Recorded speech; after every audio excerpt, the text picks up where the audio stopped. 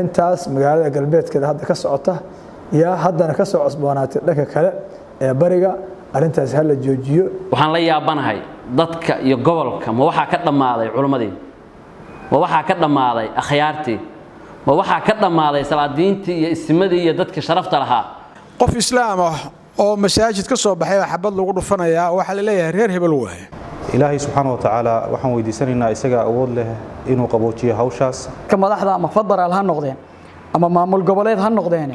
ee bulshada ilaahay madaxda uga dhigay ilaahay amaam Allah waa leedin weydiinaya ka hurinaya ee suuqleyda ah ee suuqa jooga ee ganacsatada ah jaaliidaha waxaan hurinaya naftiin ilaahay u baqaaleenahay naar way waxa shaqeysanaysaan iyo maxaan ku dhac ciyalka wax ku baranayaa wax sii baran maaya dhaqaalahaaguna sii socon maayo waxaana la isugu yimid waxa weeye dhibaatooyinka ka jira wadankeena oo ay ugu horeyso dhiigga islaamka oo la daadiyo ilaahay subxaanahu wa ta'ala wuxuu xaraameeyay oo waxa kacbada ilaahay subxaanahu wa ta'ala oo la dumiyo waxa ka weyn baa la yiri qof islaam ah oo dhiigiisa la xalaashado oo la dilo waa kacbada aad aragteen oo ummadda islaamka meel kasto ay joogto ay u jeensanayso oo aan salaada laga aqbalayn ilaa qofka uu qaabilo kacbada ya وحيثما كنتم فولوا وجوهكم شطر المسجد الحرام با إلهي سبحانه وتعالى كعبدا انت عدمديدا وناغيدا iyo sharafteeda ilaahay xaqiisa ay ka joogto qof muumina oo la dilo ayaa ka weyn baa leeyahay sidii nabiga kaleey salaatu salaam laga soo wariyay marka walaalayaal dhiigga islaamka qofka islaamka dhiiggiisa naftiisa maalkiisa iyo cirdigiisa saddexduba nabigu wuxuu yiri waa idinka xaaraan ka xurmati yawmikum hada fi yawmikum hada في مقامكم هذا مركو النبي عليه الصلاة والسلام وقد حجك وقد بي ويرديقينا يا مالكينا يا نفتينا إلهي وحرامي داد كان صومالي دا لما أنتم ميلي تشوغان بوا شهادنا يعني إلهي أشهادوا نسي وحكوا ونقفك بنا هذا كان لسيانا ما جرتو مركا هدون كنا واحد مودائنا إنه نقولنا دادك وقديق دادين تبادان أيضا لا كاشنا يوه wixii nabigu yiri isaga tago qabyaalada ahaa utrukuha fainaha muntina bi nabi war iska daaya waa baqtiya marka qof islaam ah oo masaajid ka soo baxay xabad lagu dhufanaya waxa la leeyahay reer hebel waay qiyaamana wuxuu oranayaa rabbi salahu hada lima qatalani ilaahay kan weydiiyay muxuu igu dilay marka hadda gaalkacyo oo saakito dhinaca galbeedka iyo dhinaca koonfur barin leeyahay labadaba dagaal ka jira oo ciidamada soo fadhiya qaarna hadeertan baab la yaab xabadoona ka socoto ayaanu waxaan u direynaa baaq kuwa dagaalamaya war hadii aad ku dhimataan janna indhaha saar maysaan idha iltaqa almuslimaan bisayfihima falqaatilu walmaqtuulu fi an-nar bu nabiga alayhi salatu wassalam marka saxaabtu waxay yaa rasuulullah kan la dilay waaba la gartay kan wax dilay la gareeyay مسكين كان للدليل محا اسغو نار كو متيستay انه كان حريصا على قتل صاحبه بين عليه الصلاه والسلام وحو نار كو متيستay kan kale inuu dilkiisa ay ku ordayay marka dhalinyarada hubka la yaacayay oo sida baalaleedii dabka ku daadanaysa naartoy war naar weeye waxa idin ka horeeyay ka joogsada kuwa abaabulayo lacagta ku bixinayo ilmihiina waxa laga yaabaa qaarkood ilmahooda inta dhoofsadaan dibadda geesan in ilmo kale hub u dhiibaan عقوبته way kugu soo noqon doontaayo ilaahay subhanahu wa ta'ala dagaalka kan gadaal ka horinayo ilaahay waa ku jeeda nabadda ayaa loo baahan yahay lagu baaqo waxa la rabaa dadkaas masaakiinta oo dhalinyaradaas aan cilmiga lahayn oo hubka loo dhiibayo isku isleenahay in la kala dhaxgalo dagaaladana la joojiyo Soomaaliya meel kasta kulli waa shahaadanaynaay war shahaadadu hayna celiso ilaahay aan ka yaabno waxaanu aad iyo aad u ambaaraynaa wana xunnahay dagaalka xun ee ku dhisan qabyaalada iyo isirnacaybka iyo cunsuriyada ku dhisan inuu ilaahay u sabaneyn xaaraana u yahay kana soo horjeedo aqliga saliimka iyo diinta islaamka ahna wax muslim iyo gaalaba ay ka xumaadaan oo haddana zamanka hadda la joogo laga gudbay oo la dhaafay in saacadan jifi la isku laayo أتفه شيء وحولته أنتاس آدم وحناي هذا هاي علماء هذا قال كعي تشوفته سيجارة قدام من قبل كمدة سهين قال كعيو مثلا أنا نكسر علماء ودين إلهي وحكى قرنية matalaya intii isheli kartay arrintaas waa cambaaranaynaa waana ka xunnahay qofka muslimkaana qofka kaloo muslimka inuu dilo inuu isu banaanay wuu ogyahay shaydaan baa ka adeegtay shayaadiinul insi wal jinni baa ka adeegtay alla wuxuu yiri waman yaqtul mu'minan muta'ammidan fajazaa'uhu jahannam khalidan fiha wa qadiba Allahu alayhi wa la'anahu wa 'adda lahu 'adaban 'azima shan sifo ayaa ku kulmaysa qofka muslimka ka soo dila jahannama lagu amarinaya waa koow waana ku waaraya waa labo caradii Allah dushaatay waa saddex nacalada Allah ku dhacdo raxmadiisa Allah ka dheeriyay waa afar cadaab aad iyo aad weyn waa loo diyaariyay sidaa darteed walaalka miskiinka ah ee inta qoriga la orday walaalkiisa la aado ku dhintay bal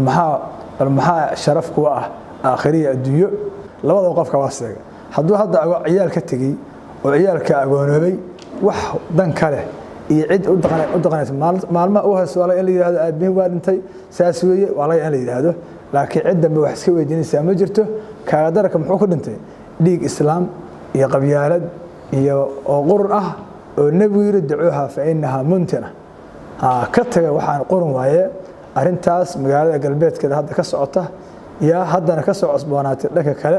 ee bariga arintaas hal la joojiyo ilaahina laga cabsado subhanahu wa ta'ala dadka u ololeynaya ee raaliga ka ah ee qarashkii lacagta ku bixinaya ilaahay ka cabsado subhanahu wa ta'ala qiyaamaha waa la weydiinaya arintaas sharaf darre inay tahay Allah laga cabsado hadalkaas ilaahay baa ugu dhawaanayna subhanahu wa ta'ala waxaan rajeynayaa ilaahay hadalkeena inuu aqbalo saameyn u yeesho dadka hadda meesha isugu yimid culimada ah waxay diyaar u yihiin arintaas cid alla cidii ka qayb qaadanaysa oo hadii ay koorayay hadal iyo ficil iyo qowl iyo dhan kasta inay ayagoo ay macaleeyeen ay diyaar u yihiin waxaana kaloo dadka u sheegaynaa culimada ah iyo aqoonyahanka iyo hadii cid kasta oo arintaas ka dhaqanaysa in loo istaago la wado oo aan laga istaagin oo maalin kasta saxaafada iyo baraha bulshada la soo dhigo oo hadalka la gaarsiiyo maxay yeelay maantay alcaalam fi qarya waahida adduunka hal meel weeye halkaas ayaa maartay wax kasta laga tabiyaa yaan laga daal insha Allah taala aan fadhina ilaahi subhanahu wa ta'ala inaan weydiisano inuu naga damiyo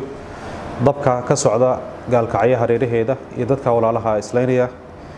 ilaahi subhanahu wa ta'ala waxaan weydiisanaynaa isaga awood leh inuu qaboojiyo hawshaas Soomaali dhammaan meel kasta ay joogto meel kasta oo colaadaas ay ka taagan tahay in ilaahi subhanahu wa ta'ala qabyaalada iyo colaada iyo dagaalka ilaahi subhanahu wa ta'ala ka dulqaado oo ilaahi subhanahu wa ta'ala arintaas waan ugu dheeraatay dadka caalamul islaam maanta dad muslimiina oo Soomaaliya oo ehela oo walaala oo meel walba qaraabo ku leeyahay haddana dhiigeeni baan daadinaynaa arintaas inoo ma cuntanto ilaahina waa kaga fogaanaynaa aakhiradeenana waa ku seegaynaa ilaahi subhanahu wa ta'ala aan u noqono maanta nin walba waxaad ku darsataad leedahay kii ku darsada in uu ka shaqeeyo sidoo dabkaas u dami lahaa ilaahay baa wax ku siinaya kii wax ku darana uu ku akhriseegaya ninka shilin ku darsada $1 ama hadal xun ku darsada ka wax dilay buu la mid yahay salaaligeed walaalayaal waxaan leenahay fadhigan iyo dadaalada laga hor imanayo arintaas lagu diidan yahay ama lagu joojinayo dabka lagu daminayo aynu ka wada qayb galno aynu ka wada qayb qaadano hadalka waxaan ku koobayaa anigu awood ma lihiin ilaahu adaa qaadire Soomaali meel ay joogtaba qalbigeeda burcad sumari nabigeena sallallahu alayhi wasallam asagoo manhajina baraya isagoo badbaadadeena aakhiriya adduunba ina baraya wuxuu leeyahay inna dima'akum wa amwalakum wa a'raadakum haramun alaykum dhiigiina iyo nasabkiina iyo maalkiinuba xaraam buu idinka yahay marka qof muslim ah qof kale oo muslima dhiigiisa uma banaana 24 saac waxaan isku leeynaa dhulka oo saxara ah oo meel la degan yahay aan lagu arag wakadalika dhul islaamku kala leeyahay oo leeyahay reer hebel baa halkaas la wax la dhahaa ma jirto dhulkaas waa ina wada qaadaa yeynaan qabuurtiisa badinin oo wax garadkeeni iyo dhalinyaradii soo koreysay yeynaan ka dhigin waxaynu ciidda ku wada xarayno si maala yacni ah qof uu qabiil dhiigiisa ku banaanaanayo oo reer hebel inaad dishay aad guul ku gaaraysaa ma ay jirto ilaa cadaab iyo caro ilaahay inaad ku gaartid maahan marka akhyaarta waxaan leeyahay kuwa xabada sitane war qoriga dhiga oo naftiina aakhiriya adduunba u daneeya kuwa kicinayana waxaan leeyahay kicinta hal la joojiyo oo qof kastooba ilaahay tabaaraka wa tacaala wa tacaawanu cala albirri wat taqwa wala tacaawanu cala alithmi wal udwan aayadda waxaad moodaa cagsi inaan ugu dhaqmayno oo ilaahay wuxuu tilmaamay wanaagga isu kaalmaysta xumaanna ha isu kaalmaysanina laakiin inagu aan ka dhignay wanaag ha isu kaalmaysanina ee xumaan isu kaalmaysta ka madaxda ama federaal ha noqdeen ama maamul goboleed ha noqdeen ee bulshada ilaahay madaxda uga dhigay ilaahay amaam Allah waa la idin weydiinaya inkastoo anigu siyaasiyiinta aan ka quustay waa dhexdaas oo muqdisho ay 91 rageel ku qorteen aan arkay qofka Soomaaliga siyaasiga ah ilaa mid ilaahay u naxariistay maana khayr badan inuu salahayn hayeelay taariikhda aan ka hayno waa in Soomaali la halaagay 91 faa'iido kale aan laga gaarin marka waxaan oran lahaa dadka madaxda oo ay u horeeyaan madaxda gobolku hal istaago culumada ganacsatada bulshada qaybaheeda kala duwan dhamaanteen aan u istaagno gobolka Mudug iyo soo noqonin gobol colaadda Soomaaliyeed ay ka hurto gobol dadka cunsuri iyo qabiil loo celiyayaan laga dhigin ee dadku waa dad muslimo oo walaalo ah oo meel kala jirin walaalnimadooda in la tuso iyo darisnimadooda xaq darisnimada la isku leeyahay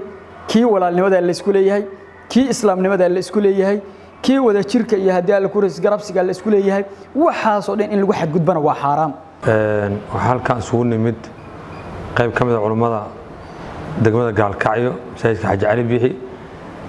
inaan baaq u dirno arintaasna aan ilaa ka cuurdaarno inaan wax socdo maanta raali ka ahayn waxa dhacayna raali ka ahayn inta awoodeeda karaankeena aanu dadaalayno afi adina wixii awoodeeda inaan taaganahay cid walba oo arintan qayb inaan diyaar u nahay ha noqoto shacabka haddii noqoto xukuumadda cid walba culimada cid walba si xukuumadda waxa inuu istaaga qof walba meesha ku istaag haddii noqoto masaajida haddii noqoto meelaha manaabirta masaajida iskuulada waxbarashada suuqa qof walba waa diran tahay dhibkii meel uu maanta ku baahiyaa dadka ahlu khayrkaana waa ka aamuseen ahlu sharki baa marka socda marka saar munkara macruufan wal macruuf munkaran qaxda marka maanta waxa laga hadalka laga bilaabaa intee la kaldiyay ya qoladii la durkii inta hoob laga qabsaday waxa lagu sheegaysana waa dilkii ilaahay subhanahu wa ta'ala uu xarimay arintaas marka waxaan dadku waxaan leeyahay qof walow ka dhowrsano fadhiid ku dirarka iimaylaha xilli fitan baa lagu jiraa xilli xun baa lagu jiraa laba dirir sameeyay laba kale dhinac kale ka bilaabay magaalada waa soo gali doona fitnada ma istaagayso ilaahay subhanahu wa ta'ala wattaqu fitnatan la tusibanna alladhina zalamu minkum khas wa alama anna shadidul iqab dadka moodiya hadda ama jifooyinka hadda islaynaya inay iyaga aysan ku jirina waxaan waa soconaysaa basasha la fiiqay weey iqaabta ilaahay soo degtana صالح iyo qof xun intaba midna ma taqaan waa camimaysa marka waxa la rabaa in Ilaahay subhanahu wa ta'ala ugu daarano in aan arinta raali ka hayn oo cadeyno dhig muslim la daadinay man qatala nafsan bighayri nafsin aw fasadin fil ardi فكأنما قتل الناس جميعا ربنا يسلمك laga sheekeeyay Ilaahay subhanahu ka hadlay waxa weeyaan qofkii qof dila dadka hore soo dilo lamid ومن أحياها فكأنما أحيا الناس جميعا سيد رادد dadka hurinaya ee suuqleyda ah ee suuqa jooga ee ganacsatada ah jaaliyadaha waxaan hurinaya naftiin Ilaahay u baqaaleenahay naar way waxa shaqeysanaysaan labada qof sida xadiiska sheekha sheegay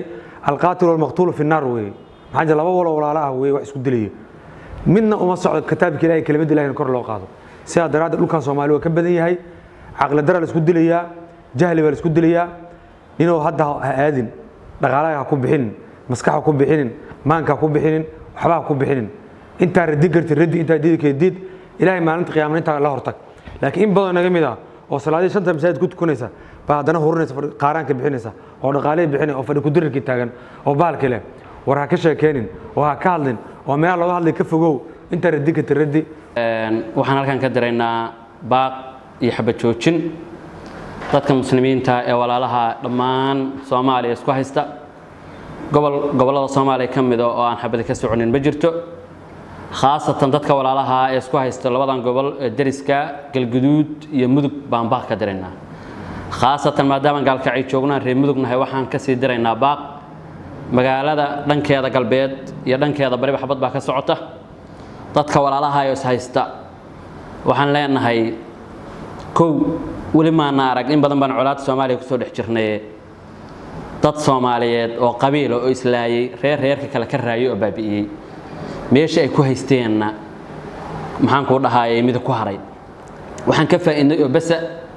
waa in dad naga dhinteen waa in ciyaal agoomoobeen وإن قبل أصي قادين وحن مصيبة أهين ولا فائدة هواي راتي مجرت reer intuu reer ku duulay reerkii baabiyo ka guuleysteen ma jirto mana dhicinin hadii jirtana waa laga soo jawaabi doonaa waxa jirta dhulka dadka islaamka ahi ma kala lahayn waa wada leeyihiin islaam oo dhan arab iyo ajam Chinese iyo maxaan ku dhahay midaan Chinese ahayn ba dhulka way wada leeyihiin iska baday anagoo Soomaaliya anagoo wiil iyo tigiisa wiil iyo adeerkiisa wada dhalanay isku xeeraa isku guri degan mushkilada ay haysta waxa kamid ah waxaan aaminsanahay annaka iyo ayaga wararka magaalada ka jira waxay yihiin annaka iyo ayaga wax la ma jiraan hal mid baan ahay nabiguna kaleey salaatu wasalaam muslimiinta wuxuu ku sheegay inay yihiin hal jir oo kaleeto muslimka adduunka meesha ugu dambeeya jooga dhibaatada taabata waxa la rabaa qofka kaleeto oo muslimka inay taabato laakiin inaad ku kaalmaysid dadkii islaynayay inay islaayaan oo dhaqaale ku bixisid oo anagoo reer hebel ayaana gumoobina dhahdid gunnimo waxa ku ah walaalka inuu walaalka kale u dilayaan mid walaalka ay lacaalid iyo dhaqaale ku bixis baa gunnimada kooka ah sharaftu waxay tahay nabiga kaleey salaatu wasalaam wuxuu yiri unsur akhaaka zaliman oo madluum walaalka hadii wax dulminayana qabo hadii la dulminayana qabo haduu wax dulminayo waa maxay macnaheedu waa inaad gacanta qabatid wax dulminaya dadkan dulminaysa sax kuma jooji waxaan la ka rabaa marka dadka wax garadka waxaan la yaabanahay dadka iyo gobolka ma waxa ka dhamaaday culimadii ma waxa ka dhamaaday akhyaartii ma waxa ka dhamaaday salaadiintii iyo ismadii iyo dadka sharafta lahaa